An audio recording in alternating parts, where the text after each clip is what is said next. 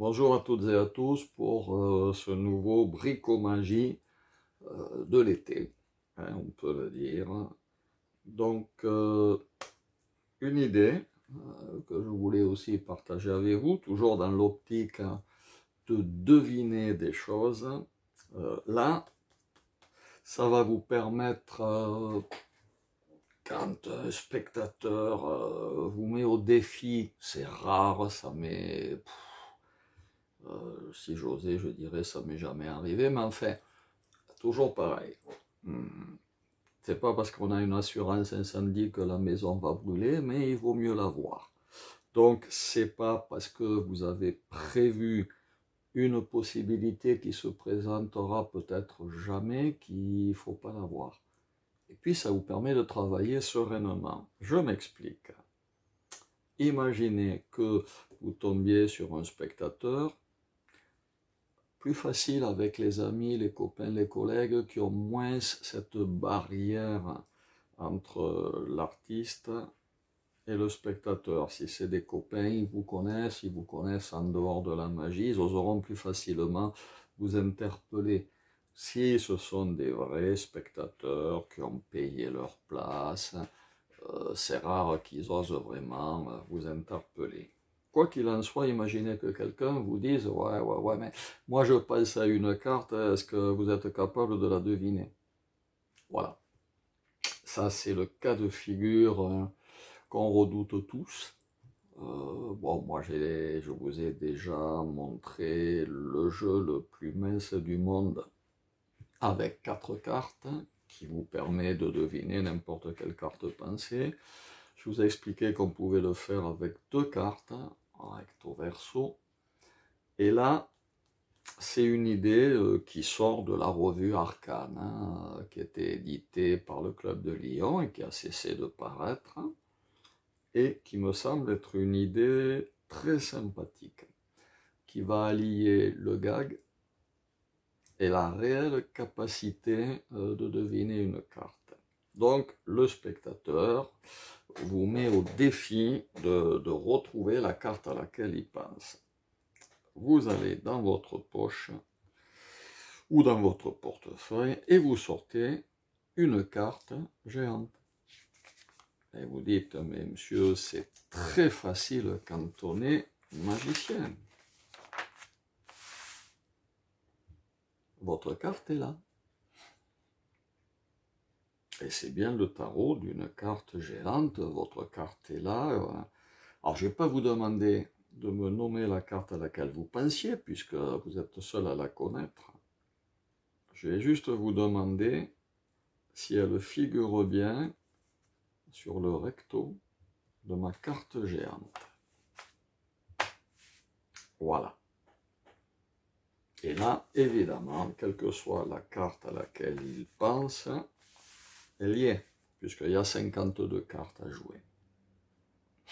Alors, je me suis demandé à l'époque, quand dans Arcane, ils avaient imprimé exprès pour qu'on puisse en faire des copies cette carte, je me suis dit, c'est dommage que ce soit des cartes françaises. Et l'expérience m'a montré que non. D'abord parce que le public français est plus habitué à ce genre de cartes qu'à nos cartes américaines.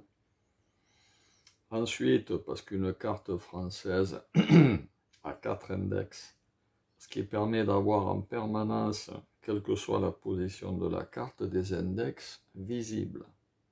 Ça aussi, c'est pas négligeable.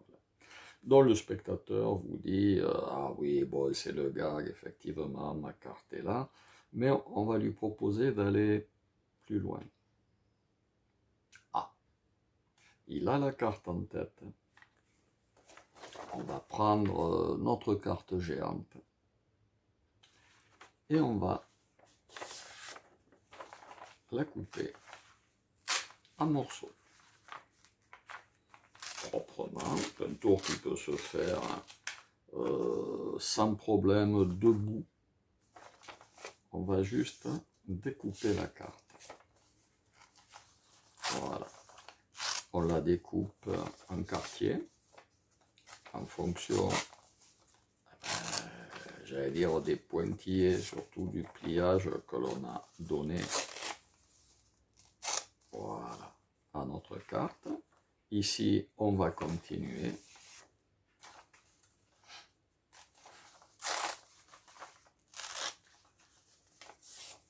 On découpe.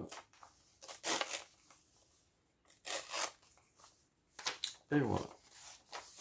Et une fois qu'on a découpé la carte, on va utiliser les morceaux de carte sans jamais les regarder. C'est-à-dire que, en fait, ici, bon, on va les regarder pour nous. Il y a quelques cartes visibles. Ici, il y a quelques cartes visibles. Ici aussi.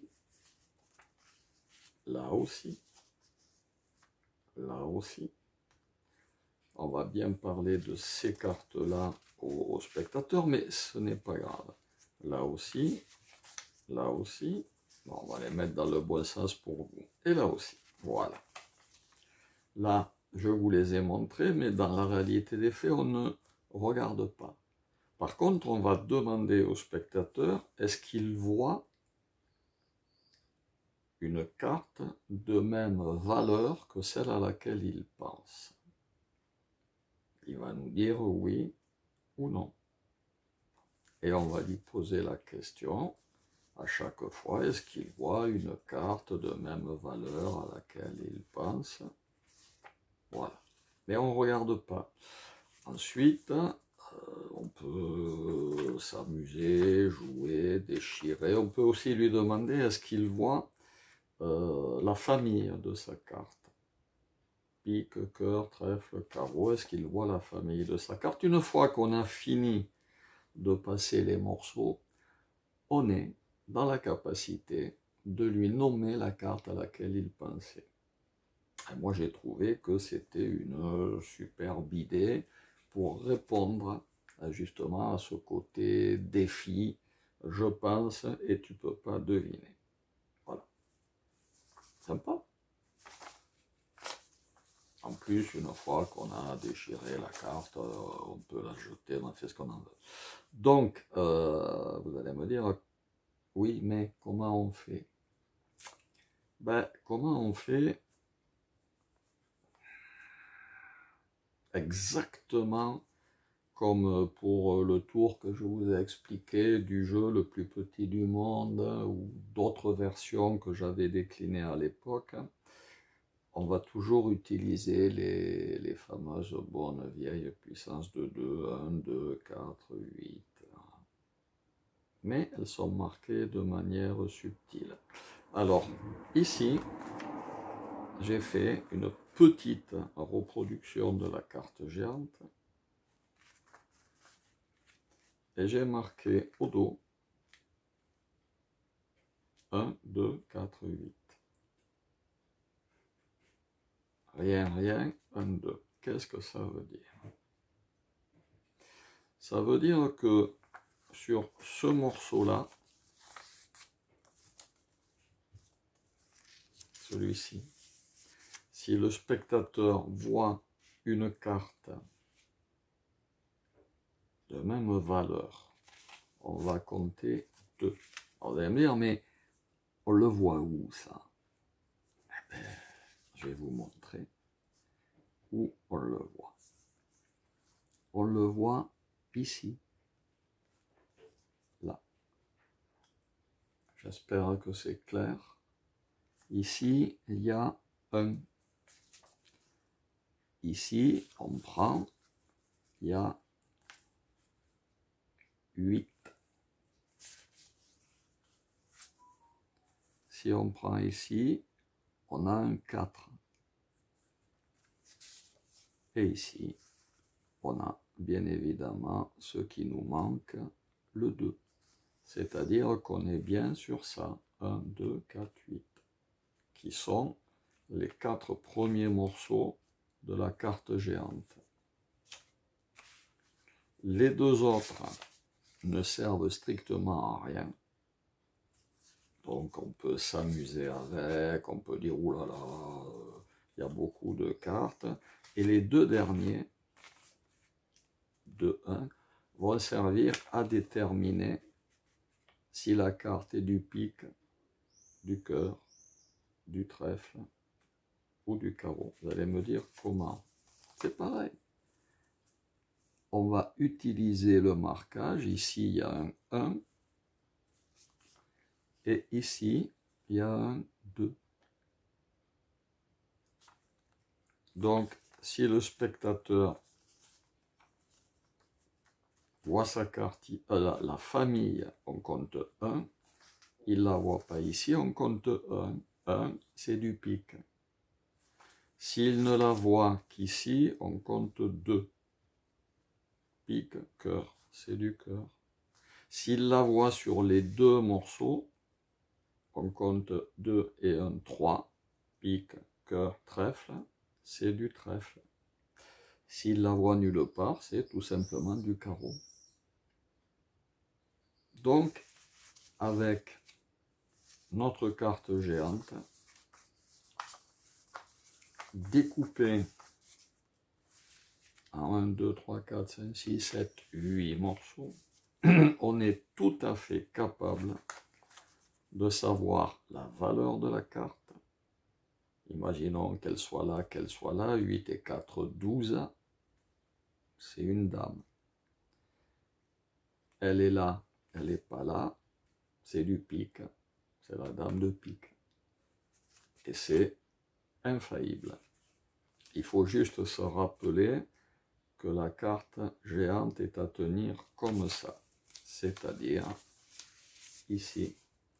Alors je reconstitue au ralenti, là, les morceaux qui ne servent à rien. Voilà. Et ici, nous avons les morceaux qui, bien évidemment, servent. Le valet, le 6, non, oui, le 6. Ici, nous avons là et là. Voilà. Ça, c'est la carte géante telle que vous la montrez avec le gag. Là, c'est le pense-bête pour la vidéo. Hein. Vous n'en avez pas besoin, je veux dire. 1, 2, 4, 8 et 1, 2, c'est marqué dessus, c'est enfantin. Tout ce qu'il faut savoir, c'est additionner comme quand on fait deviner un nombre entre 1 et 100, eh bien, il y a 1, 2, 4, 8, 16, 32, ben là c'est pareil, à part qu'on s'est arrêté à 1, 2, 4, 8, ça suffit, hein, on couvre toutes les cartes, et pique, cœur, trèfle, 0, carreau. Voilà, quand vous avez découpé, quel que soit l'ordre des 4 morceaux du dessus, il suffit de regarder au dos ce qu'il y a de marqué, le marquage est là, d'additionner pour connaître la valeur de la carte et pour connaître la famille de la carte. Voilà. Et encore une fois, bravo à Arcane, bravo à la personne qui a mis au point ça, parce que je trouve ça très intelligent, très subtil, ça prend pas de place.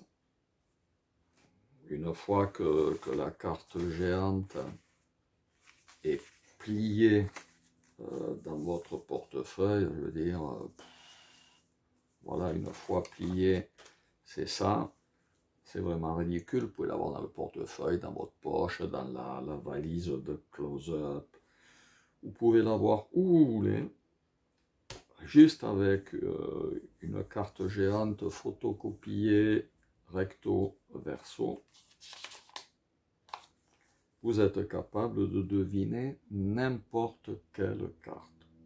Soit parce qu'on vous a mis au défi de le faire et que, oui, je peux, et hop, vous sortez la carte, il y a le gag de toutes les cartes imprimées, et ensuite on développe, soit parce que ça fait des années que vous l'avez, ça vous démange de montrer que vous pouvez, auquel cas vous demandez à quelqu'un de penser à une carte, en dehors de la dame de cœur, en dehors des cartes faciles, quoique, vous pouvez le faire. Et vous allez lui montrer que, effectivement, vous êtes capable de deviner la carte à laquelle il a pensé. Voilà. Encore une fois, je voulais partager cet effet, ce petit bricomagie, parce que petit bricomagie, mais grand impact. Moi, je m'en suis servi quelques fois, je vous garantis que l'impact n'est pas négligeable. Et je vous dis à une prochaine fois.